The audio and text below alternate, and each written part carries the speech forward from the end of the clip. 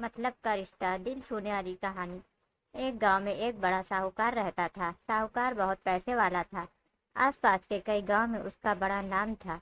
लेकिन इस साहूकार को अपने पैसों का, अपने रुतबे का और अपने नाम का बड़ा ही घमंड था। वह अपने नाम को बनाए रखने के लिए बहुत ज्यादा सोचता और बिना किसी के भावनाओं की कदर किए वो सब करता था जो उसे लगता था कि करना चाहिए। साहूकार को कई सालों बाद एक संतान प्राप्ति हुई। साहूकार ने अपनी इस खुशी को मनाने के लिए अपने घर पर एक बहुत बड़ा कार्यक्रम रखा, जिसमें उसने आसपास के गांव के सभी श्रीमंत लोगों को और सिर्फ ऐसे रिश्तेदारों को जो पैसे वाले थे बुलाया था। आसपास के ही गांव में साहूकार की खुद की सगी बहन भी रहती थी, क्योंकि इन दिनों उसकी आर्थिक परिस्थिति कुछ अच्छी नहीं थी। इसलिए उसने अपनी बहन तक को इस कार्यक्रम के लिए नहीं बुलाया। साहूकार ने जिस कार्यक्रम का आयोजन किया था वह इतना भव्य था और इसके अलावा उसमें इतने प्रसिद्ध और श्रीमंत लोग आने वाले थे कि इस कार्यक्रम की चर्चाएं हर गांव में होने लगी। यह खबर उस साहूकार की बहन तक भी पहुंच गई। बहन को यह जानकर बहुत ज़्यादा खुशी हुई कि इतने सालों बाद उसके भाई को आखिरकार संतान सुख प्राप्त हो ही गया। बहन ने सोचा कि भाई गलती से उसे इस बारे में बताना भूल गया होगा और अपनों को भला कोई न्योता देता है। भोली बहन ने अपने भाई के यहाँ उस कार्यक्रम में जाने की तैयारियां शुरू कर दी। जिस दिन वह कार्यक्रम था उस दिन बहन सुबह सुबह ही अपने भाई के घर जाने के लिए निकल पड़ी। रास्ते में अपने पुराने मैले कपड़े देख उसे ख्याल आया कि अगर किसी और के घर जाना होता तो मैं ऐसे कपड़ों में जाने की सोचती भी नहीं, लेकिन मैं तो मेरे अपने घर, मेरे मायके जा रही हूँ। वहाँ मुझे ये सब सोचने की कोई ज़रूरत नहीं है। जैसे ही वह अपने मायके पहुंची, वहाँ का भव्य आयोजन देखकर वह बहुत खुश हो गई और उसे अपने भाई पर बहुत गर्व हुआ। वहाँ पर वह जल्दी से जल्दी अपने भाई को मिलकर उसकी खुशी में शामिल होना चाहती थी। वह तुरंत सीढ़ियाँ चढ़कर घर के अंदर प्रवेश कर गई। उसने देखा कि उसका भाई मेहमान के तौर पर आए सभी धनाढ्य और नामी लोगों का स्वागत करने में व्यस्त है। बहन जैसे ही अपने भाई की तरफ उससे मिलने के लिए बढ़ी, उसके भाई की नजरें उस पर पड़ गई और अपनी बहन को ऐसे मैले पुराने कपड़ों में देखकर भाई ने उससे मिलना तो दूर बल्कि तुरंत बहाना बनाकर वहां से निकल गया। बहन ने सोचा, इतने लोगों में बेचारा अकेला भाई क्या करे, जरूर उसे कुछ काम याद आया होगा, इसलिए वहां से चला गया होगा। बहन बाद में अपनी भाभी से मिलने गई। भाभी ने उसका स्वागत किया और उसे खाना खाने के लिए आग्रह किया। बहन ने सोचा, ठीक है, पहले खाना खा लेती हूँ, फिर बाद में आराम से भाई से मिल लूंगी। बहन खाना खाने के लिए पंगत में बैठी।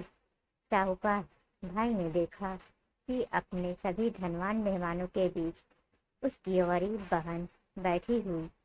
सभी कीमती पोशाक पहने लोगों के बीच उसकी बहन जो पुराने मैले कपड़े पहन कर बैठी थी, यह साहूकार से देखा नहीं गया। उसने अपनी बहन को अपने पास बुलवाया, भला बुरा सुनाया और वहां से जाने के लिए बोला। बहन ने अपने सपने में भी नहीं सोचा था कि उसके साथ कभी ऐसा व्यवहार भी हो सकता है, और वह भी उसके खुद के मायके में। अपना अपमान होने के बाद बहन तुरंत अपने घर ससुराल जाने के लिए चल पड़ी। बहन इस बात को पचा ही नहीं पा रही थी कि उसके अपने भाई ने उसके साथ इतना बुरा व्यवहार किया। उसकी आंखों से आंसू नहीं थम रहे थे। रास्ते में उसे अपनी पुरानी दोस्त मिली। उस दोस्त ने उसे रोने का कारण पूछा। हालांकि बहन उसे कुछ भी नहीं बताना चाहती थी, लेकिन दोस्त के बार बार पूछने पर उसने उसके साथ हुई सारी घटना उसे बता दी।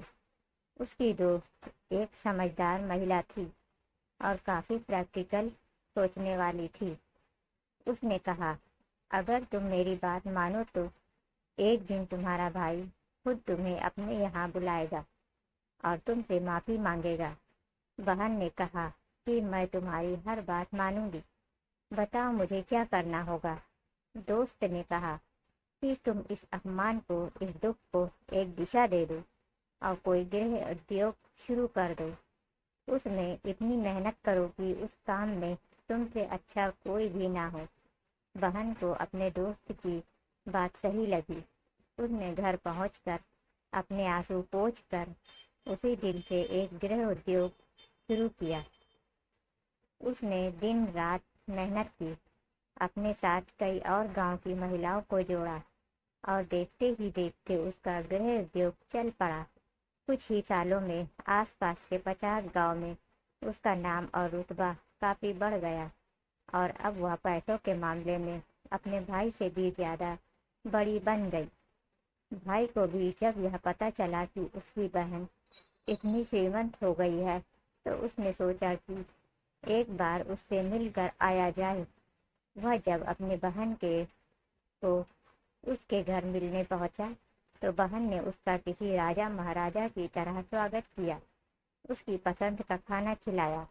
बहन को ऐसा व्यवहार देखकर भाई को अपनी पिछली गलती का एहसास हुआ, इसलिए उसने अपनी बहन को अपने घर होने वाली पूजा के लिए आमंत्रित किया।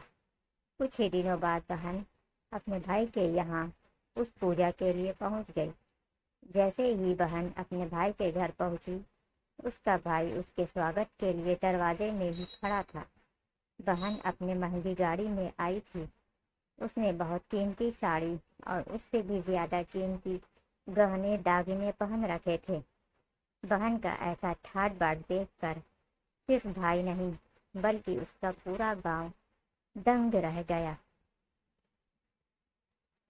भाई दौड़कर आया और बहन की गाड़ी का दरवाज़ा खोलकर उसे बाहर आने के लिए कहा और बड़े प्यार से उसे पूजा का प्रसाद ग्रहण करने के लिए बुलाया। बहन को इस बार 12 पकवान परोसे गए थे। चांदी की थाली में उसे खाना दिया गया था। वह साथ में एक सोने की चम्मच भी रखी गई थी। उसके बैठने के लिए बेशकीमती पाट लगा गया था। बहन को यह सब देखकर उसके वह पुराने दिन याद आ गए जब भाई ने उसे बिना खाना खिलाए ही भला बुरा कहकर वापस लौटा दिया था। बहन खाना खाने के लिए तो नहीं बैठी, लेकिन उसने अपने सारे कीमती दाग दागिने और जेवर उतार कर उस थाली के सामने रख दिए और खाने में से कुछ निवाले उस दाग दागिना पर रख दिए। बहन का ऐसा व्यवहार देखकर सभी हैरान थे। किसी को नहीं समझ में आ रहा था कि बहन ऐसा क्यों कर रही है। आखिर वह क्यों उन जेवरों को खाना खिला रही है। जब सभी ने उससे पूछा कि वह क्यों ऐसा कर रही है, तब बहन ने सबके सामने बताया कि आज जो उसका इतना मान सम्मान हो रहा है वह दरअसल उसका नहीं, उसके इन्हीं कीमती दाग दागिनों और कपड़ों का हो रहा है, क्योंकि मैं तो अभी भी वही पुरानी साहूकार की बहन ही हूँ। अगर कुछ बदला है तो वह मेरी परिस्थिति है, मेरे कपड़े और गहने हैं। भाई ने अपनी गलती का एहसास होने पर इस बार अपनी बहन के पैर पकड़कर माफ़ी मांगी। बहन जो पहले भी अपने भाई से निस्वार्थ प्रेम करती थी, उसने अपने भाई को माफ़ कर दिया और उसे गले से लगा लिया। दोस्तों, पैसे सिर्फ हमारे जीवन को सरल बनाने के लिए हैं, जबकि रिश्ते जीवन में मिले किसी वरदान की तरह हैं। अगर उन्हें सच्चे मन से और निस्वार्थ भाव से निभाए जाए, पैसे खर्च हो जाए तो आप बाद में भी कमा सकते हैं, मगर रिश्ते खर्च हो जाए, टूट जाए तो दुनिया का सारा धन भी आपको उन्हें वापस नहीं दिला सकता।